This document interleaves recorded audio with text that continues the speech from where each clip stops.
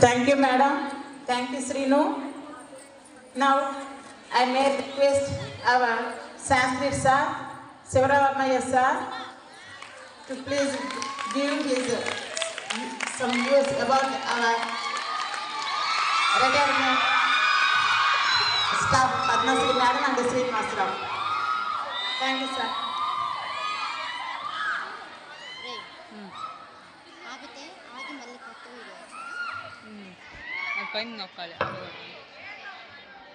नमस्सभाय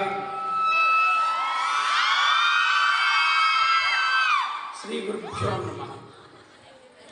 सर्वभूमि पूज्य गिर्वाण भाषाम तल्ली गाराबं पुतल्ली नाकु अत्यंत सुकुमारी आंध्र भाषायोष अल्लारु मुद्दुल చెల్లి నాకు नव नवोन्मेष सुंदर मूर्ति साहिती लक्ष्मी अर्धांग लक्ष्मी नाकु कमनीय मृदु पदक्रम कविता बाल కలికి పల్కుల పసికొందు నాకు పాణినీయులు దేశిక ప్రభులు నాకు సరస వాంగ్మయపురము కాపురము నాకు వాణి వాయించు మాణిక్య వినలోని అర్ధమెరిగిన ఆంధ్ర విద్యార్థినెను अर्धमेरिगिन आंध्र विद्यार्थिनी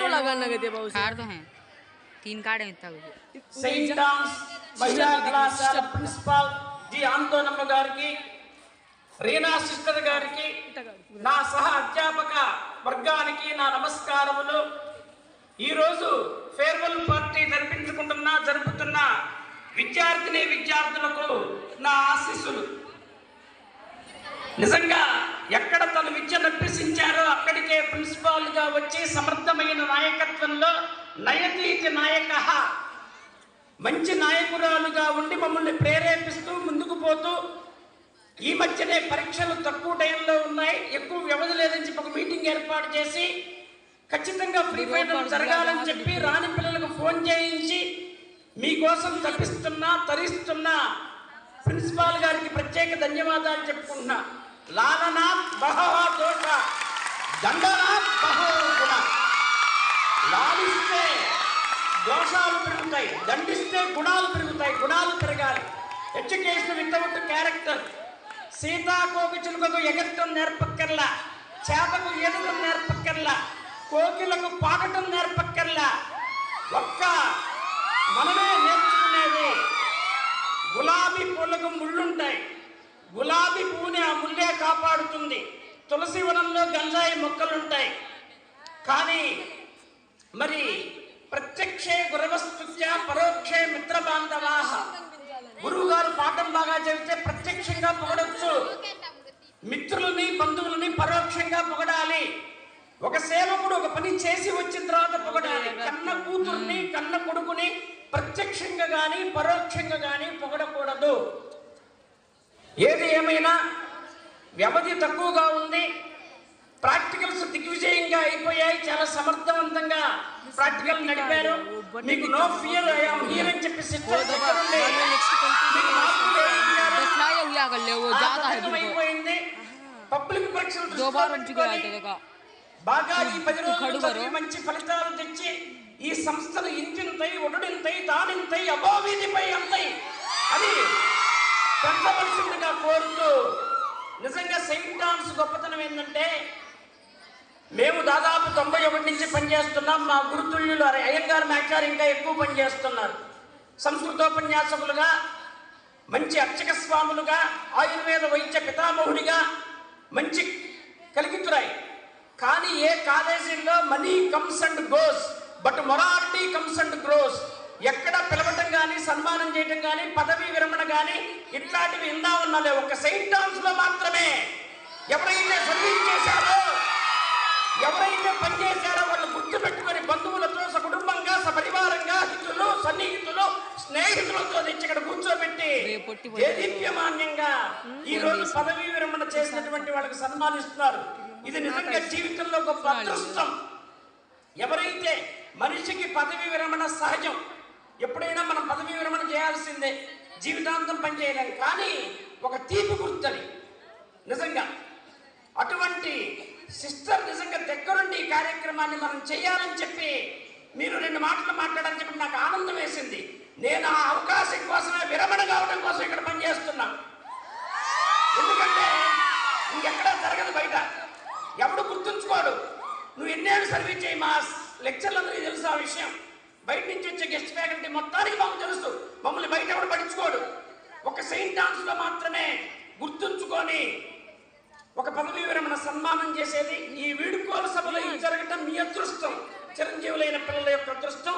సరే, నేను క్లుప్తంగా విరమణ పొందే వాళ్ళ గురించి కొద్దిగా చెప్పి మీరు మటుకు బాధ్యత మర్చిపోవద్దు. గుర్తుపెట్టుకోండి, అప్డేట్ కావాలి, పోటీ పడాలి. ఫంక్షన్లు వేరు, వేడుకలు వేరు, విద్య వేరు. యా విద్యా సా విముక్తయే. విద్య అంటే మోక్షాన్ని ఇచ్చేది. ఆ విద్యలో నిష్ణాతులు కావాలని కోరుకుంటూ ఇప్పుడు మనకి మొట్టమొదట మీ అందరి హృదయాల్లో సుస్థిర స్థానాన్ని సంపాదించుకొని బాట్నీ మేడం అంటే ఇక మీకు చెప్పక్కర్లేదు. బైపీసీ, మన కాలేజీలో బైపీసీ అడ్మిషన్లు ఎక్కువ ఉంటాయి మొదటి నుంచి, అది అందరికీ తెలుసు. మరి ఆ మేడం గారిని గురించి నాకు తెలిసింది మీ ముందు ఉంచుతా. గుంటూరు నగరంలో కస్తూరిదేవి కృష్ణమాచార్యులనే పుణ్యదంపతుల గర్భసూక్తి ముక్తాఫలంగా జన్మించి ప్రాథమిక విద్య గుంటూరులో చదివి, డిగ్రీ జేకేసీ కాలేజీలో చదివి, స్నాతకోత్తరం ఉస్మానియా విశ్వవిద్యాలయంలో పూర్తి చేసి అధ్యాపకులుగా తన కెరీర్ని గుంటూరు బిషప్ లిటిల్ కాలేజీలో మిషనరీ సంస్థల్లోనే ప్రారంభించి వృక్ష శాస్త్ర అక్షర సేద్యంలో ఆరితేరిన విదూషీమణురాలు పద్మశ్రీ మేడం గారు. చెట్లు నరికితే క్షామం, చెట్లు నాటితే క్షేమం. పదండి ముందుకు, పదండి పోదాం, వృక్షాలను కాపాడుతూ. వృక్షో రక్షతి రక్షిత. అలాంటి ఆ వృక్షశాస్త్ర అధ్యాపకురాలిగా 1995 నుండి నేటి వరకు పదవీ విరమణ వరకు అందరితో కలుపుగోలుతనంగా ఉంటూ, తల్లో నాలుగుగా ఉంటూ, వివాదరహితంగా, అజాత శత్రువుగా, చాలా హుందాగా ప్రవర్తిస్తూ టైం టేబుల్ వేయాలంటే పద్మశ్రీ మేడం గారే. ఇప్పుడు కాదు, నేను 30-25 ఏళ్ళ నుంచి చూస్తున్నా. నేను వచ్చినప్పటి నుంచి దాదాపు నేను 20 years దాటింది. నాకన్నా సీనియర్లు శైలజా మేడం గారు, పద్మశ్రీ మేడం గారు, తెలుగు చాలా మంది ఉన్నారు ఇక్కడ నాకన్నా సీనియర్స్. నిజంగా టైం టేబుల్ వేయాలన్నా, ఒకరితో మాట్లాడే విధానం కానీ, దాతృత్వం, ప్రియవకృత్వం, ధీరత్వం, ఉచితజ్ఞత, అభ్యాసేన నలభ్యంతే చత్వార సహజ గుణ. ఇది ఎవడు పోయి భర్త రావాలి. చాలా మర్యాదగా, చక్కగా, హుందాగా మాట్లాడతారు. ఎక్కడ ఎవరికి ఈ కాలేజీలో ఒకటి వివాదాలు ఉండవు. దాదాపు అంత మౌనంగా, హుందాగా ఉంటారు అందరూ. అందులో పద్మశ్రీ మేడం గారు ముందుంటారు. నాకు ఆశ్చర్యం వేస్తున్నా కష్టపడే తీరు చూస్తే. చూడండి, వారి బోధనా నైపుణ్యం, అసాధారణ ప్రేరణ. మరి వాళ్ళు చాలా చక్కగా ఓర్పుతో, నేర్పుతో, విద్యార్థుల హృదయాలతో సుస్థిర స్థానం సంపాదించుకున్న చిరస్మరణీయురాయలు. మరి తన అసాధారణ బోధనా నైపుణ్యంతో పిల్లలకు సులువుగా, చక్కగా చెబుతూ విద్యార్థుల జీవితాన్ని బంగారమయం చేశారు. మన పిల్లలు మెడిసిన్ సీట్లు కొట్టిన వాళ్ళు కూడా ఉన్నారు. బైపీసీ వాళ్ళు మన పిల్లలు చాలా మంది సెటిల్ అయ్యారు. మంచి మంచి పిల్లలు బయటికి వెళ్ళారు, అద్భుతమైన పిల్లలు.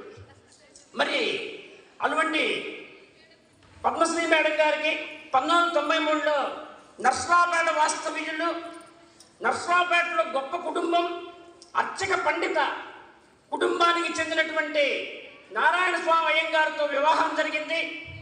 ఒక పక్క ఆమె పుట్టినిల్లు అగ్నిహోత్రం, పుట్టినిల్లు కలిగిన వీరు, వీళ్ళ మెట్టినిల్లు వేదాంతం. ఆ ఇంటిని తన నడవడికతో, చతురతతో దీపింపజేశారు. వీరి భర్త గారు నారాయణ స్వామి అయ్యంగారు సంస్కృతోపన్యాసకులు మంచి. వీరి అన్నయ్య గారు శ్రీనివాస అయ్యంగారు మా గురుతుల్యులు. మంచి ఫ్యామిలీ, గొప్ప ఫ్యామిలీ. అటువంటి ఇంటిని దీపింపజేశారు.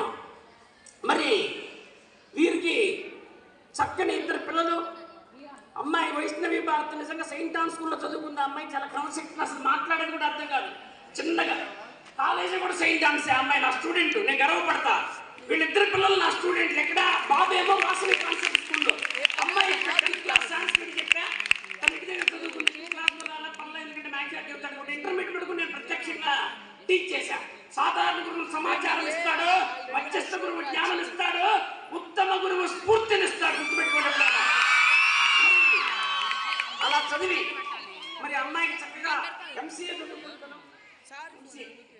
ఎంఫార్మసీ చదివింది అమ్మాయి. నిజంగా ఎంత గొప్ప సంస్కారం కలిగిన అమ్మాయి అని చక్కగా మాట్లాడుతుందో ఇది మీ ముందు చెప్పడం కాదు, ఒక ఆడపిల్ల ఎలా ఉండాలో మనకి తెలుస్తుంది.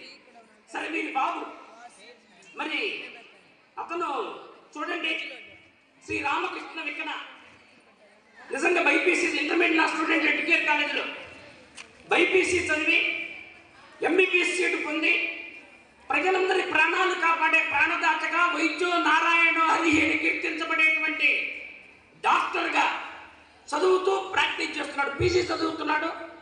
మరి వారి అబ్బాయి నిజంగా భగవంతుడికి నిజంగా ఈ మంచితనానికి చాలా చక్కగా మరి వాళ్ళ పిల్లలు ఇదే తార్కాణం. మన మంచికి మన పిల్లలు ఉన్నత స్థానాల్లో ఉంటారు. వాళ్ళ అబ్బాయి డాక్టర్గా ప్రాక్టీస్ చేస్తున్నాడు. పీజీ చదువుకుంటూ ఉన్నాడు. అమ్మాయికి చక్కగా పెళ్ళైపోయింది. అమ్మాయి భర్త పేరు శ్రీనివాస చైతన్య. మరి వాళ్ళకిద్దరు పిల్లలు.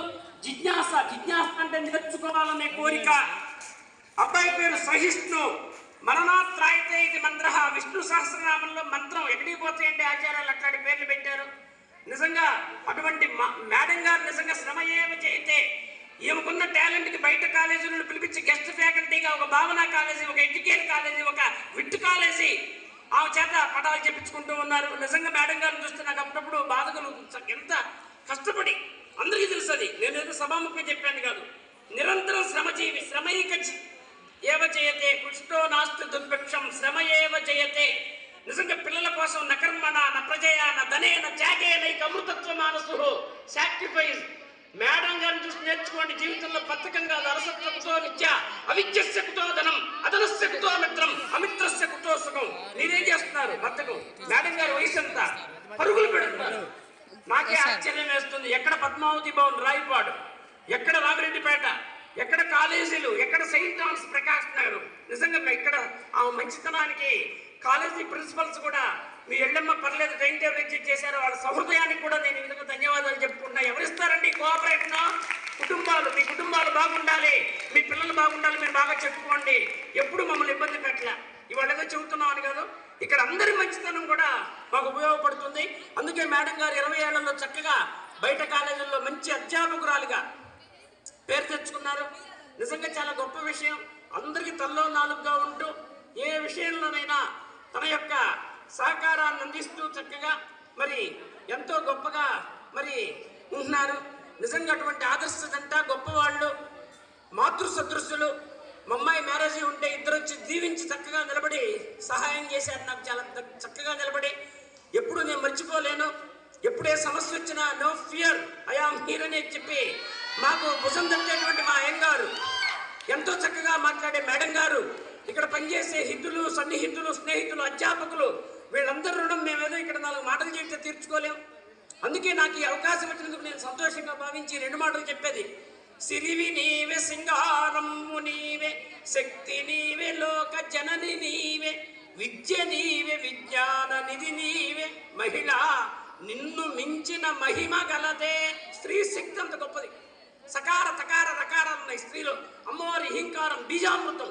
అటువంటి గొప్ప శక్తిని మీరు కూడా జవసత్వాలతో, పోరాట పడిమతో చక్కగా చదువుకొని మంచి మార్కులు పొంది మీ తల్లిదండ్రులని, మీ సంస్థల్ని కాపాడతారని ఈ సందర్భంగా, ఈ ఫేర్వెల్ సందర్భంగా మీకు కూడా నేను మంచి మాటలు చెబుతూ మేడం గారిని గురించి 2 మాటలు మాట్లాడే అవకాశం ఇచ్చినందుకు ధన్యవాదాలు చెబుతూ, నెక్స్ట్ మనకి తర్వాత